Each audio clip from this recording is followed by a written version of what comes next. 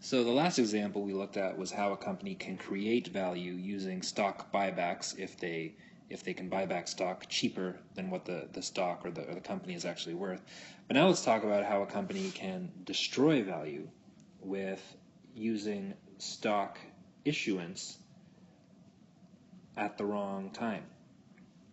And so we'll continue with our initial example. You are the CEO of a property company that owns $10 million worth of homes, and you have total debt on those homes of $5 million to give you a net asset value or an equity value of $5 million.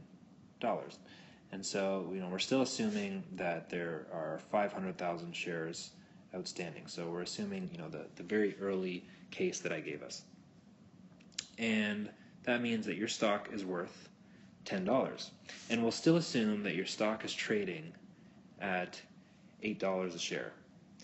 And so, you're frustrated with this $8 stock price, but at the same time, you see that there are other properties out there that you'd like to buy. So let's say you think that you could go out and you could buy another $5 million worth of properties that you think are really nice. They're in good locations, and they have tenants in them that are paying rent, and so and those are 5 properties. You want to buy 5 of those properties at $1 million each. So you're paying fair value for these properties. Well, that sounds great, but there's one problem.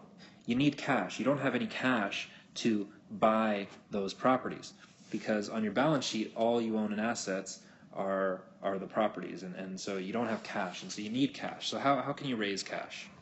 Well, let's say half of this $5 million you can raise through getting a mortgage on the property. So you can get $2.5 million of mortgages from the banks. So $500,000 in mortgages per each home. So 500,000 times 5 is $2.5 million. That's the amount of mortgages that you need, that you can get. But you still need $2.5 million of cash. And so how can you get that? Well, you've already gone to your lenders for half of the $5 million that you need. And so you consider going to your equity holders. So the owners of your shares, you consider going to them to get $2.5 million. And so if you want to get money from your equity holders, what are you going to have to do? You're going to have to give them more shares in the company. So you're going to have to do what we call an equity issue. You issue shares to them, meaning they buy shares from your company and because investors right now are only willing to pay $8 for your stock, that means they're only going to be willing to pay about $8 for any new shares that you issue. So you're going to issue $2.5 million of shares at $8. So how many shares is that? Well, it's 2.5 million divided by 8. So you're going to issue 312,500 shares. So that's going to be an increase in your share count of that much. So you already had 500,000 shares outstanding, so that means your total is going to be 812,500 shares outstanding. But investors, in order to receive this amount of shares, they had to give you $8 per share. And so then you received cash of $2.5 million. Well, then you took that cash and you bought property. And so remember, you have the $2.5 million of cash plus the $2.5 million of debt that the banks were willing to give you. And so that means you were able to buy $5 million worth of properties. And so because you already owned $10 million of properties, when you add those two together, you're going to now have assets of $15 million. So you now own 15 properties, each of them worth $1 million, for a total of $15 million. You're going to have debt. So initially you had debt of $5 million, but now you have an additional $2.5 million of debt. So that's going to be $7.5 million of debt to give you a net asset value of $7.5 million. So that's your total net asset value.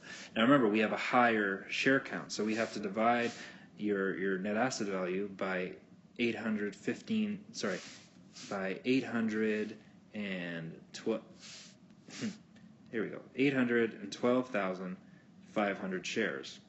So 7.5 million divided by 812,500 equals about $9.23. So what did you just do here? Well, you had a stock that was worth $10. But now, because you issued shares at a value below, so you effectively sold shares at $8, even though your shares were really worth $10. So you sold below the true value. So because of that, your stock is now only worth $9.23. So anybody that owns your shares and that owned them at $10 a share, so again, if I had 10,000 of your shares and they were worth $100,000 at the $10 value, well, now they're only worth $92,300. They're worth 10,000 times the new stock price, so $9.23. So you've destroyed value by issuing stock at too cheap of a price. So even though that $5 million worth of properties looked really attractive to you, you were paying fair price for them, but at the same time you were paying fair price for them, you were selling your stock at far too cheap.